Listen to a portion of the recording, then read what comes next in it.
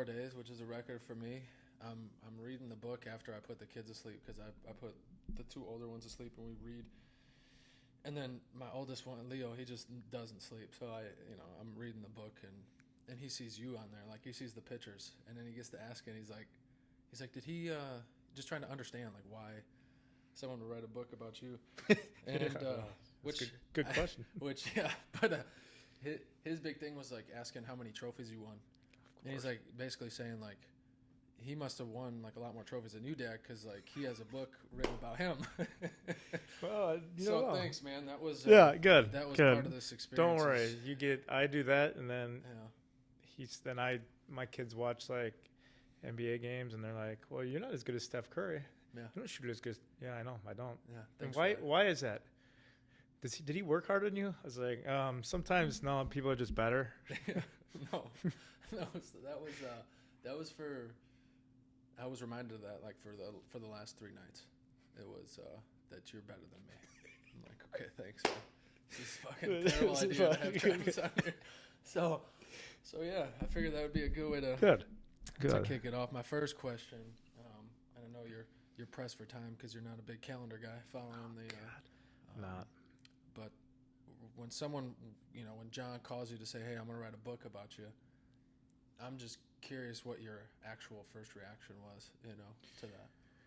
Well, it was a lot of hesitation first. It was no for a while. I mean, he reached out to me right after the TBT.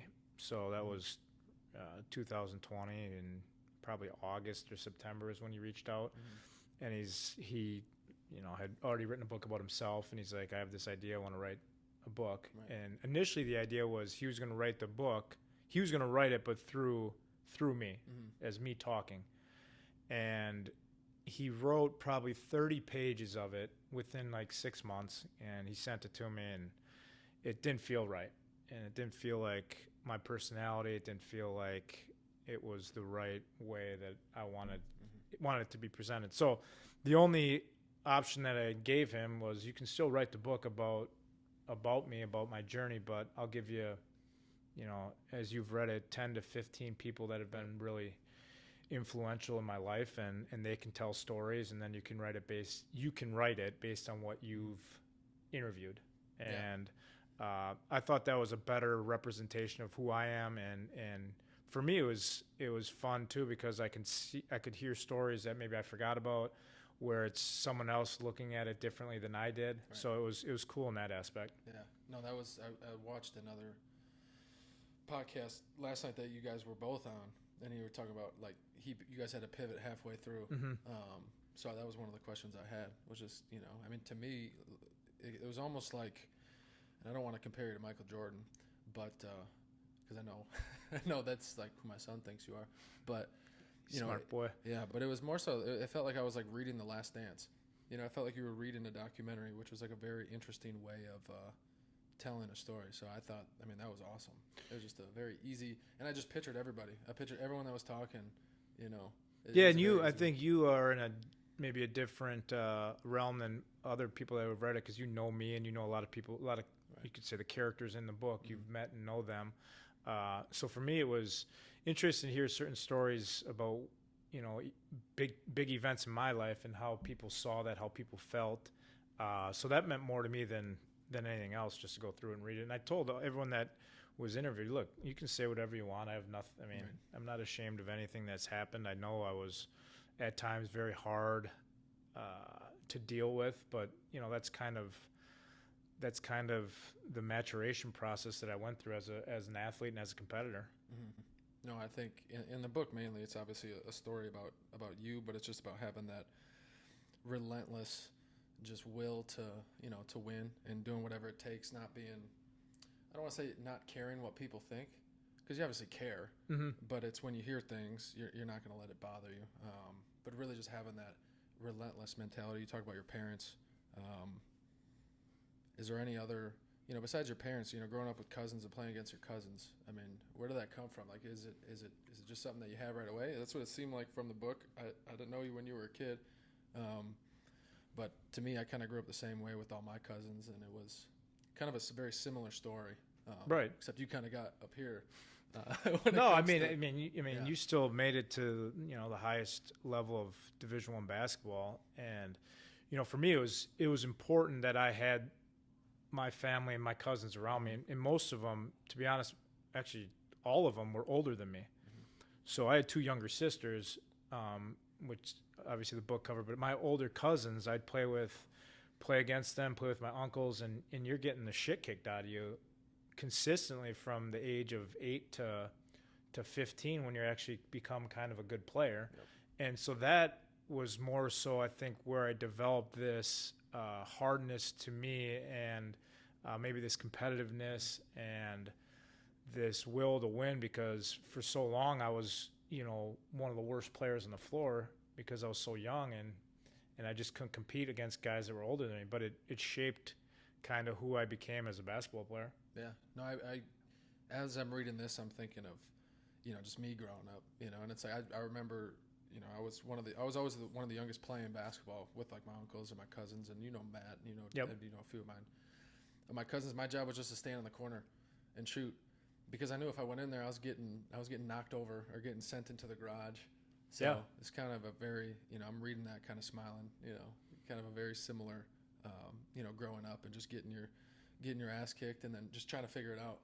Yeah, that's exactly what it is. My uncle was my high school coach, and he'd take us to the gym. And Drake is obviously my cousin. He was covered a lot in that book, and my best friend. And we were always the two worst players in the court at that point. And it seemed like whatever team we were on, if we lost, we got all the blame, even though we touched the ball maybe one time in the game. But you learn how to compete. You learn how to play more physical maybe than you look. And obviously I've never looked like a basketball player with my size, but you find ways to compete, find ways that, you become a little stronger than how you look or you appear. Yeah. No, and I think, relating, because every time I read a book, even this one, I'm like, okay, it's always like, what can I take and apply today? Even if has nothing, like this has nothing to do, with me, but, I'm taking the mentality from it. And you can compare a lot of this stuff to business, and that's obviously this podcast. Still trying to figure out, like, okay, who's the target audience? Honestly, I don't really care. I just want people to come on who I want to talk to, and then, hopefully something comes out of it. But relating it back to business and just life in general, like, it's all about choices, like you have the choice to act or not to act. You have the choice to go to the gym, or you have the choice to sit at home and eat Doritos, and I think it was the one story, you were in high school up in Fond du Lac, and somebody was saying something crazy before the game, to you, which I'm sure was just like a normal thing. And it's like it talks about, you basically have the choice to either like crawl in, the fetal position and kind of give into that and believe it, or in your case, you're obviously using that as fuel. And probably, I've seen it, like you probably kind of search for that at certain times to just keep you going. So I just wanted to see what your I think you hit the nail on the head. I think it's for me, I always you're right. I think I searched for it because I felt like that really drove me to be at my best. I almost played better angry or with a huge chip on my shoulder, and a lot of those times those were road games, and that's what competing is about, is going into a different arena, a different stadium, playing against better players where you're not maybe supposed to go in there and win, supposed to be as good as this player or this team, and that's what makes competition so fun and so it's such an adrenaline rush for me. And now obviously it's not so much basketball, but anything I do, there's just there needs to be a competitiveness to it, or I just don't feel like doing it. Right. No, you wake up, if every day is the same, and you're going to not that there's anything wrong with it, but some people are just wired different, and you're obviously wired a lot different than those types of people. And like, again, not that there's anything wrong with it, but I'm relating it back to business, and it's like, I start this company, and a lot of Jen and Kyle and all these people have joined, and it's like we got a good thing going, and you hear people talking, you hear people saying things, and it's like kind of the same way. Like when you first hear it, it's like, damn, but now I'm like, I don't want to welcome it, because I don't need negativity, but it's one of those things where it's just like I'm perfectly fine with it, because it's like, and all of a sudden you realize, like, you didn't realize that you could work any harder, or like be more motivated. Mm-hmm. You know, so that was one of the things, just reading that, trying to compare it to what we got going today, and selfishly just trying to find things that I could take from it. Yeah, and I think from a business standpoint or whatever it is, like the negativity also too, you don't want it, but it drives you to become better too. Mm-hmm. Like if you just kept hearing all these positive things about you or your company, or not you, or it could be you or anybody, I think subconsciously you get complacent, you get a little lazy. So I think the fuel that you hear certain things, okay, for me it was, you're too short, or you're not good enough to play against these guys, or whatever it was. But you can in the business world, the same thing. I'm sure you're hearing negative things from time to time too, and that just fuels you to be even better than you are now. Yeah, and it's probably, it's 99% positive, But you don't want to hear it. No, you just don't want to hear that. You hear the 1% that's negative, and I'd rather hear it. I'd rather hear the 1%. Yeah, I agree. I've always thrived on being told the negative things, and I think I've always been coachable to the point where if I make a mistake, you can criticize me, and I'll learn from it. And I never took it personal, even though sometimes it probably was a little personal. Right. You've experienced coaching, and there's different ways to go about it. There's different ways to go about leadership. My type of leadership and leading is totally different than others. I don't think there's a right or wrong way to do it. It's just that was my personality. Yeah. No, and we've all seen, the coaches that, like you said, there's different ways of doing it, and I go back still to those days, and it's like some of the things that happen. Obviously we don't need to get into the details, but it's just like, I'm gonna do things differently. Mm-hmm. There's a different way. You don't really need to get into people's face and scream every single day, because that kind of wears itself out. There's a time and a place for that, for sure. Yep. And I think you don't see as much of that today, just with how sensitive everyone seems to be when it comes to that. Going back to the mentality and the mindset, I thought a really good story was full court one-on-one up to 7, because I remember that. I remember all those drills that if you lose, you're going, it's a conditioning drill. Mm-hmm. If you lose, you're going to run. And if you're down 5-2 and you're playing up to 7, I think that was the example in the book, like the younger guys, the freshmen, and when I was young, and that's kind of the mentality is like, okay, I'm down 5-2. Like, should I coast?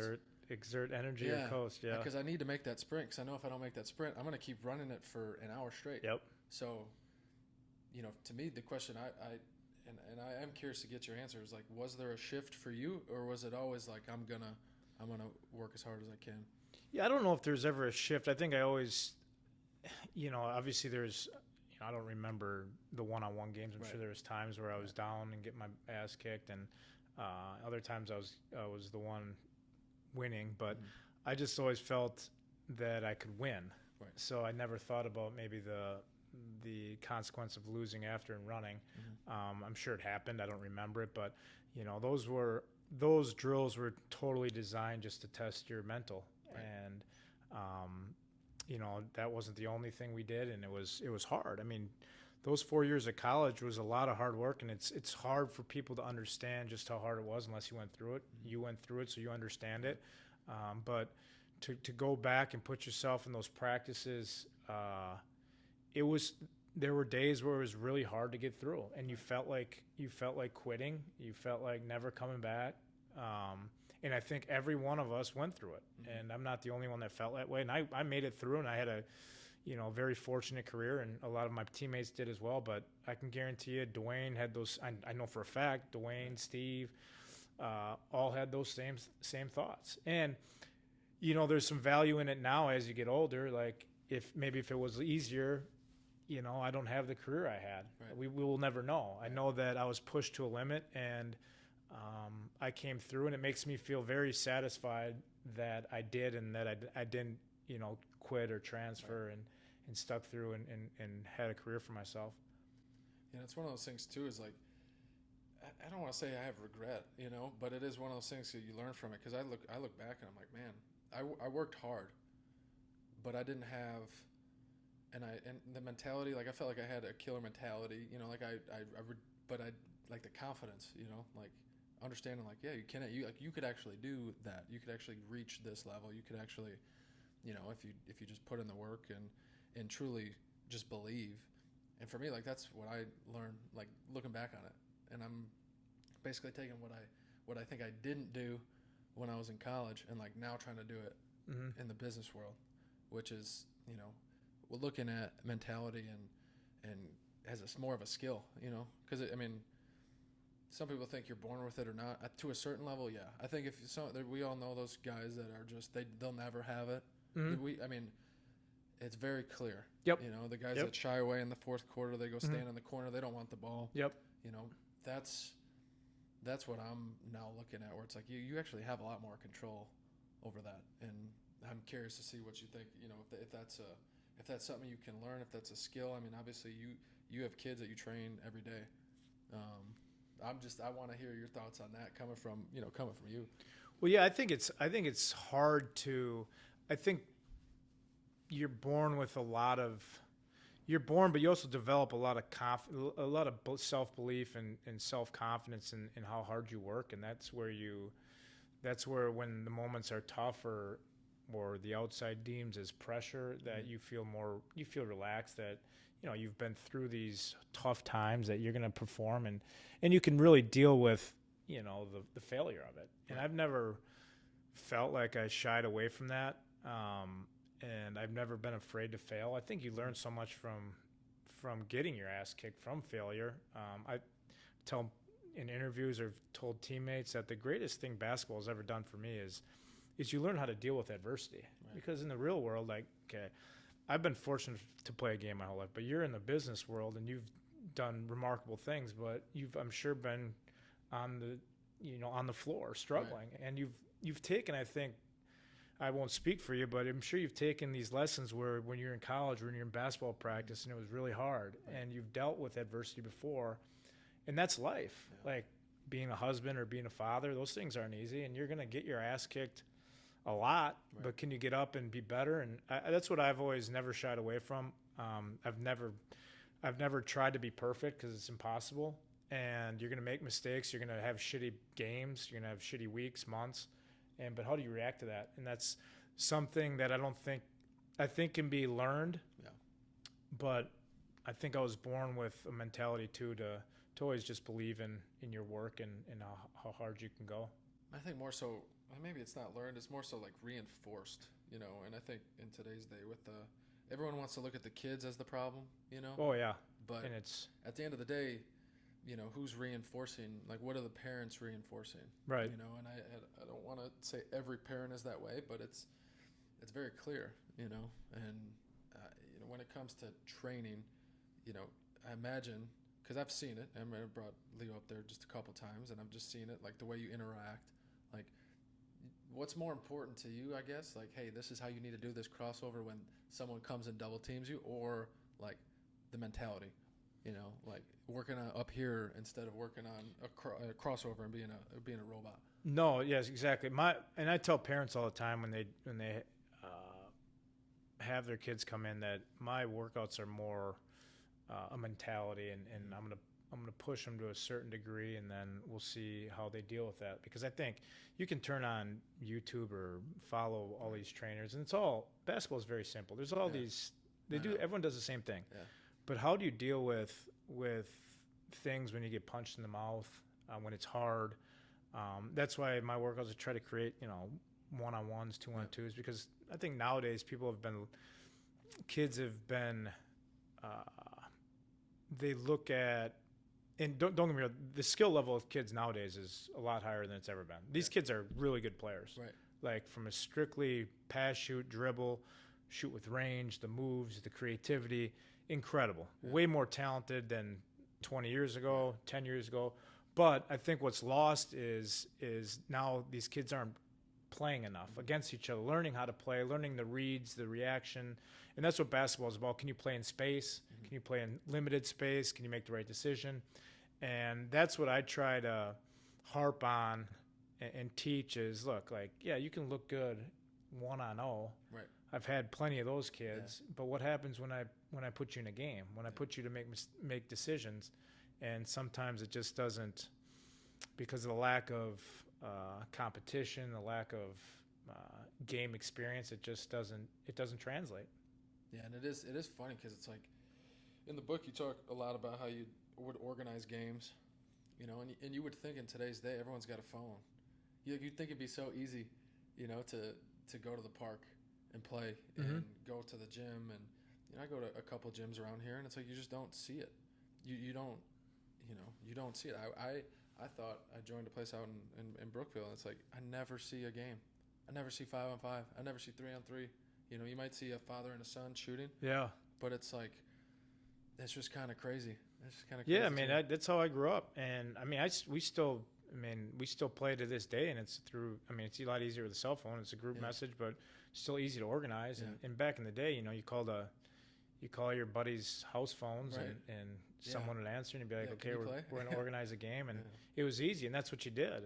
Or you got dropped off at the YMCA, and there's 8 kids in there, and you'd find a way to play a game. And I think that's kind of lost, and I don't know why it is. I think competition scares people sometimes.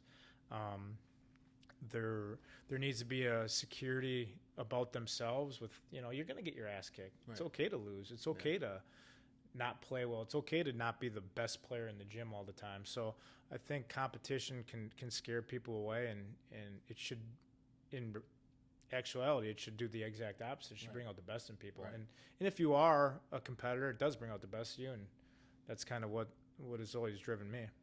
Yeah, I know. I guess so. Advice for parents. I think every time I talk to parents, and I'm really not. I used to train like right out of college. I don't do it anymore at all. My favorite part was just kind of, and I'm a pretty transparent person. Like I'm very straightforward. If someone says, "Hey, do you think my son has a chance to play Division I?" There's a few times where it's like, "Hey, I don't think your son enjoys playing basketball." Right. There's half the time we're talking about homework, or we're talking about another sport that he likes playing, and it's like, and that's fine. But I think, the whole focusing on, by the time this kid is 8, he needs to only play basketball. I mean, I played 6 sports in high school. I didn't know you pitched a perfect game in high school. So I guess, if you had advice for parents, because there are going to be people that, watch us on LinkedIn and in the business world who are super busy. So I just was curious. I mean, because it's not, I know what it's not. It's not, hey, I'm going to pay, and it's hard, right? Because you own a place that trains trains kids, but at the same time, it can't just be, hey, drop him off, pay me, and he's going to be great, Right. No, that's the first thing. Like, you can bring your kid to me once a week or once a month, and I'm not going to take your kid and have him here and be here. It's what he does outside of me and kind of the lessons that I can maybe instill in him. But I'm all for kids playing multiple sports for as long as they can. And obviously, in today's day and age, it's been sped up. Yeah. You have to, I guess, you have to choose earlier. But I have 4 kids, and I want them to play as many sports as they can. And I think there's value in different sports, and first there's team sports, there's individual sports. Dealing with teammates.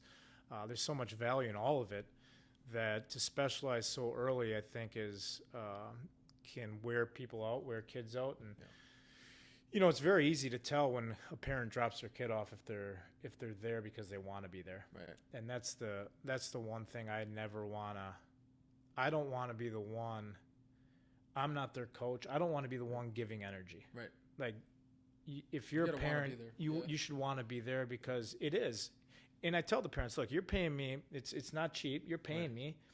Like, make sure your kid, there's a focus, there's a discipline, there's a want to. And then it's fun for me, because I can see the joy. And it doesn't mean their kid's an All-American. Right. Kid could be below average. Doesn't matter. Yeah. But I think there's value in there's all the values in the want to be there, especially at a young age, because you can work yourself into being a good player. Right. No, and I think one thing that I know for sure kids aren't going to realize is, like, hey, if they're talking to you once or twice a week, like, they're going to take that, whether they play Division I or not. They're going to take something that they learn from you and be able to apply it somewhere else, or whether they know it or not. Then I think that's one of the things that maybe parents will realize.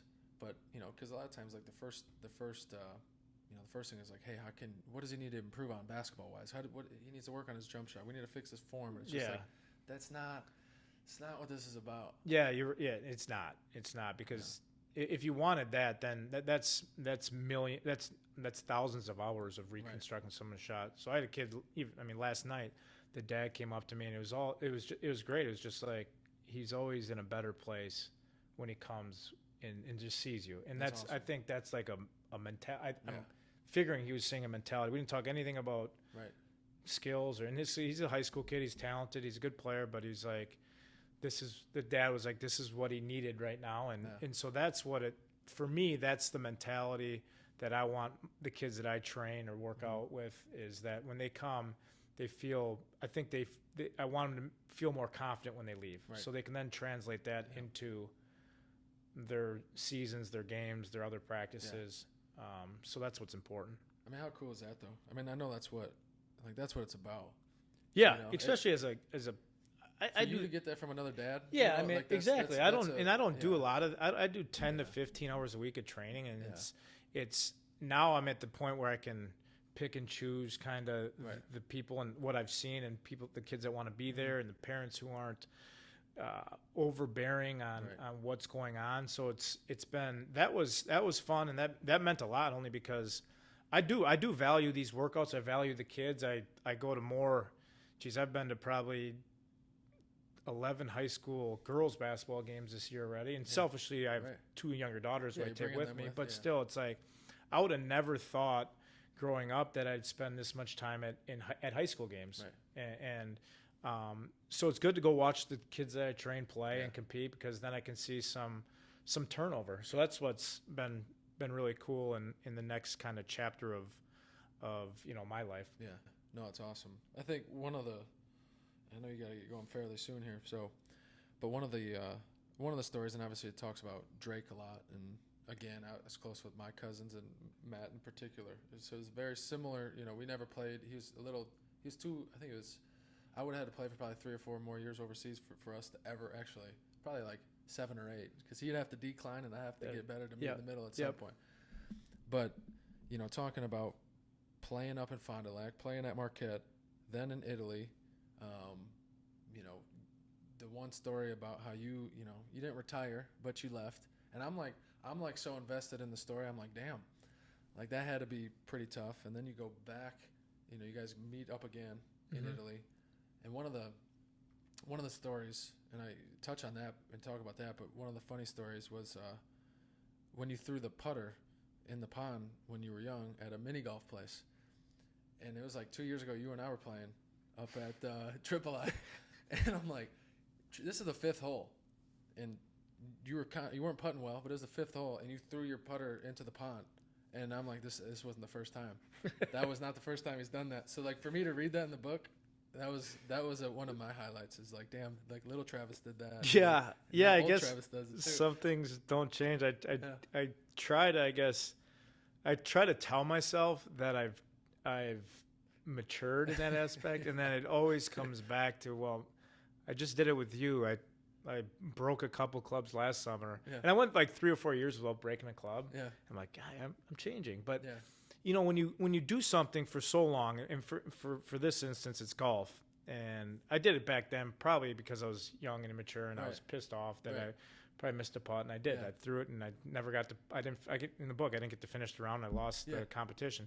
But now, I play a lot of golf in the summer, and there's an expectation that you should continuously get better because you're playing it. Yeah. And unfortunately, especially in golf, it's tough. Yeah. And then, you get to a point where you're frustrated, and my way of venting is it's a very immature way, is throwing a club or breaking a club. Yeah. And, I wish it wasn't that bad, but that's the maniacal drive that I have to be better, to win. It all comes from competition and winning. But there's a million of those stories, not just in that book, but of breaking stuff, throwing stuff, and I remember that noon ball. The first, I think we played noon ball when you were at Marquette, probably 15, 20 times. Yep. I know I got you once or twice, and you were with Wojo, and you guys didn't say a word afterwards. And that ball was punted so hard across I'm like, okay. And there's people too, like I know, like I like to talk to, And I will get back to the Drake thing. I saw a putter and I got distracted because I had to talk to you about it. But, you know, I know when and who to talk, you know, like there's some guys that you don't really want to poke them. But at the same time you do, because you want to bring out their best. I'm curious if there's anyone, because I haven't seen it. I've played with you on TBT. I would guess that you would never shy away from anybody, but was there any teammate or any person that you're like, yeah, maybe I should tone it down a little bit or go a little too far? No, not really. That's what I thought. Yeah. I always enjoy, even now when I play pickup, I don't talk a lot anymore. I don't know if I know in the book it says I talked a lot. I don't know if I ever was a huge talker. I always got fuel out of other people talking. Yeah. And right now, when we play, it's other guys bring a lot of energy, and you want that because the games get more competitive. But you know, as you get older, you also don't want to get hurt. But you know, the guys that can bring consistent energy and competitiveness, those are the guys that I want to be around. Those are the guys I want to compete with, guys I want to compete against. But I've never shied away with it. You know, I've been fortunate enough to play with a lot of great players, play against a lot of great players. Yeah. I'm sure in the NBA I wasn't a big talker because I wasn't, you know, one of the best players, so to speak, on the floor. But it was always interesting to see and hear how these, you know, superstars acted. And I was fortunate enough to play with Dwayne in college, and he was quieter. Yeah. You know, he wasn't a big talker. A lot more outspoken than he was on the court, and people just go about it in different ways. Yeah. No, and I say for you, it's more, from what I saw, it was more so like someone says something and then you come back with something even more, and then you just let your game, you know, do. Like I think I touched on it earlier. I've always become better when I'm angry or something fires me up, and I know when I got overseas, I got to Italy. And I showed this rage or this anger, especially if I do a shooting drill and I wouldn't shoot as well, and I'd kick something, and these coaches weren't used to that. They'd never seen it. And they were almost like, "What is wrong with you?" Yeah. And then as they was around me and they got used to me, it was fine. But it was like that was how I was wired. Yeah.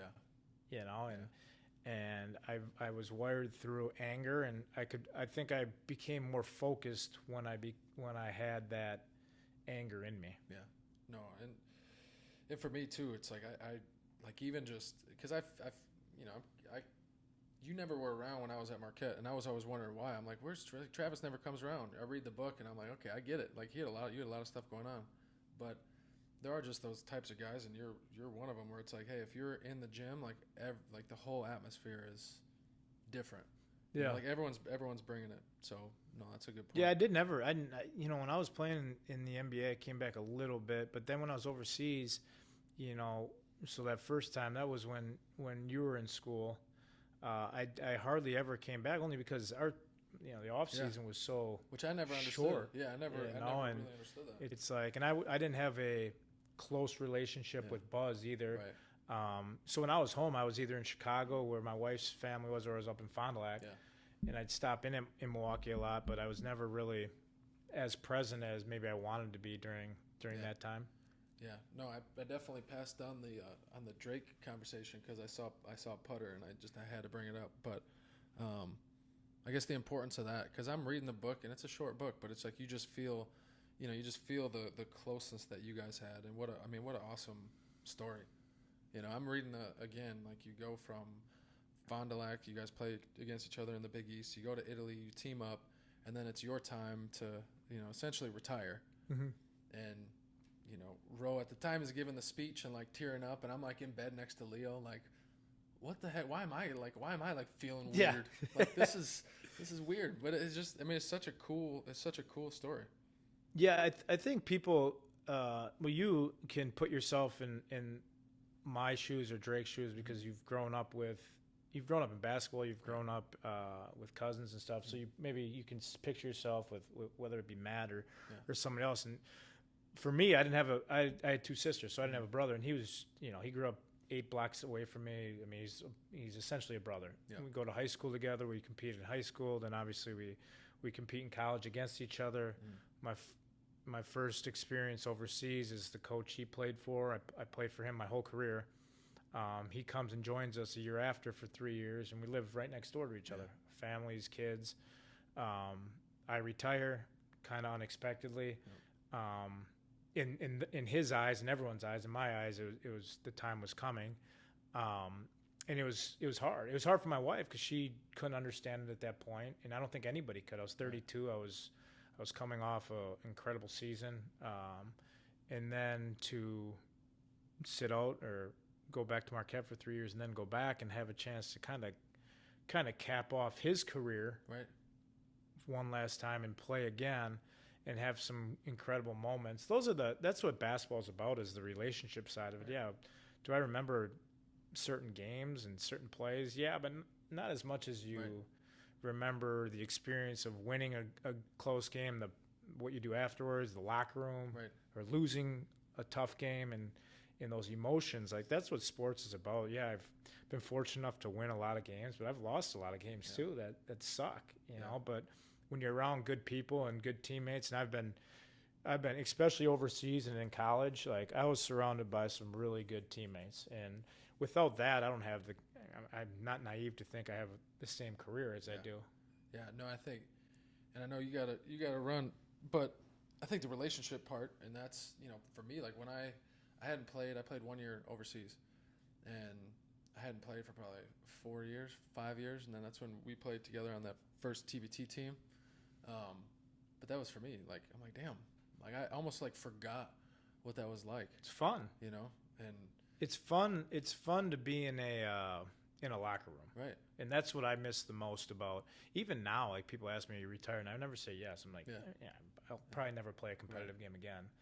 But it's like, I get calls from overseas teams, and that's the part that you miss the most, is after practice, especially overseas. After practice, you go in there, you have a beer with your teammates, and you tell stories, you crack jokes on each other's locker room, and those are the things you miss more than.